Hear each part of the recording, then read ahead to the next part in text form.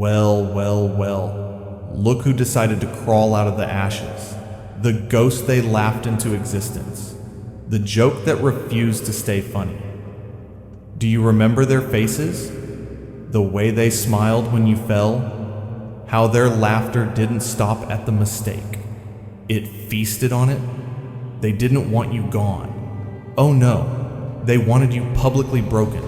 They wanted proof that they were right about you. You gave them a show, didn't you?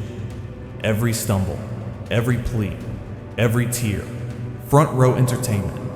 They called it pity. It was appetite. But the spotlight dies eventually. And when the audience left, you stayed behind to study the stage. You listened to what silence sounds like after mockery. It's a beautiful sound, isn't it? Because that's where monsters are born, in the quiet after the clapping stops. Now, you don't crave their approval. You feed on their discomfort. You don't need to speak louder. You just need to arrive. Their lungs tighten when you enter a room, because the ghost they mocked now walks among them in flesh and fire. They laughed at your loss, but you learned something they never did. Laughter can only exist when fear isn't in the room. And now, you are. Betrayal doesn't start with the knife. It starts with the smile that lingers a second too long. The promise that tastes too sweet. The silence that arrives when you need sound the most. You thought they were allies, didn't you? You mistook their proximity for loyalty. You confused their attention for respect. That's the first wound, not the stab, but the realization that the hands you protected were the ones polishing the blade. They didn't destroy you in one strike. They drained you slowly, drop by drop, word by word. They studied you like a puzzle, just to learn which piece breaks the loudest when removed. And you learned something they never will. That loyalty without observation is suicide. That trust without testing is worship. That the human face is a mask factory, and most smiles are rehearsed lines in a play called Pretend to Care. So you stopped expecting rescue. You started performing autopsies on every handshake. You began to see betrayal not as tragedy, but as curriculum. Each liar, a professor. Each backstab, a lesson in anatomy. Now you move differently. You listen to words the way a wolf listens to footsteps. For rhythm, not sincerity. Because you understand it now. They don't betray you because you're weak. They betray you because you're real. And truth, in a world built on illusion, is the most unforgivable crime. Pain has blueprints. You just never looked close enough. While they celebrated your collapse, you were studying the structure. Every humiliation, every wound, carefully documented, dissected, archived. You didn't heal. You redesigned. You took the fragments and rearranged them into architecture. They thought you were broken, but you were. Drafting the next version of yourself with surgical patience. You learned the mathematics of suffering. How rejection multiplies focus. How loss sharpens logic. How grief becomes a formula for power when balanced correctly. And while they slept under illusions of victory, you mapped every weakness they left exposed. You built yourself from steel and silence, learning that emotion is energy, and energy must be directed, not displayed. The old you wanted peace. The new you studies chaos like an artist studies light. You don't run from the storm. You document its pattern. You don't fear the pain. You measure its frequency. That's the difference now. They move on impulse. You move on design. They react. You calculate. They guess. You already know. And when they finally see what you've become, they'll call it darkness, arrogance, obsession. but you'll know what it really is. Blueprints of the broken. A masterpiece built from every failure they laughed at. An empire constructed from your own ashes, engineered to never fall again. Funny, isn't it?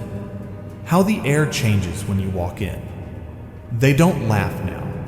They adjust their posture. They rehearse humility like it's a foreign language they barely remember. You don't speak much. You don't have to. Your silence does the talking. It crawls under their skin like static, reminding them of every word they threw when you were too quiet to answer. They feel it, that invisible gravity, the consequence of underestimating someone who learned to weaponize calm. You don't chase revenge. You radiate it. Your existence alone rewrites their hierarchy. They used to mock your absence. Now they study your arrival. Every step you take is a verdict. Every glance, an audit of their past crimes. And they can't look you in the eye, can they? Because they recognize the reflection, the face of what they created, and the reminder that monsters don't disappear. They evolve. You never needed to scream. You became the echo. You never needed to fight. You became the reason others surrender before the first move. Now their laughter sounds different, shorter, forced, oxygen-starved. Because deep down, they know the room no longer belongs to them. It bends around you. Breath hesitates around you. And the same audience that once watched you fall now studies the ground, praying you won't notice their shaking hands. Real power doesn't scream. It waits. It watches. It whispers. And the world rearranges itself to listen. You learn that rage burns too fast. But silence corrodes. It seeps through walls, through faces, through nerves. It makes them question their safety before you've even spoken. You used to think dominance came from volume, from display, from winning loudly. But you've evolved. Now you understand. The sharpest blade is the one that stays sheathed. They call it restraint. You call it strategy. You no longer fight for attention. It arrives trembling. You no longer demand respect. It recalculates its distance the moment you appear. Because power, when refined, stops performing. It begins to haunt.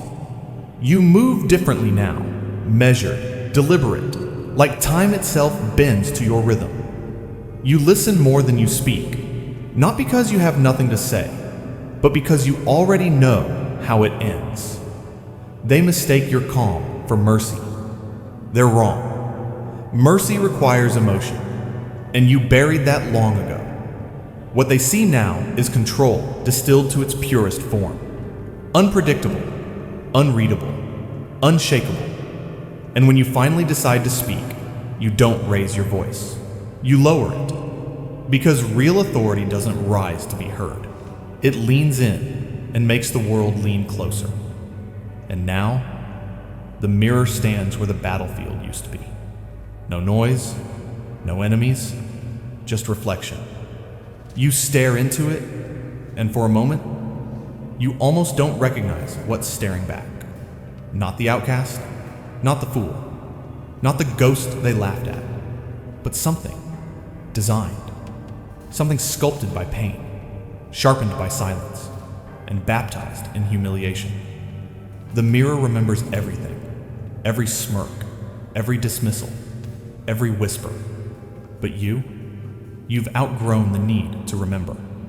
You've turned it all into architecture, into posture, into presence. They used to own your narrative. Now, they can't even own their breath when you enter. You became the story. And every time they try to forget you, they end up quoting your shadow. You don't crave revenge anymore. That's a currency for the loud and the lost. You crave precision, the kind that leaves no scars, only silence. Because that's the final stage, isn't it? Not victory, not forgiveness, evolution. You're no longer chasing the world that mocked you. You've become the gravity it now orbits. And as you walk away from the mirror, it trembles. Because even glass understands what they didn't. They laughed at your loss. But now, they can't breathe when you walk in.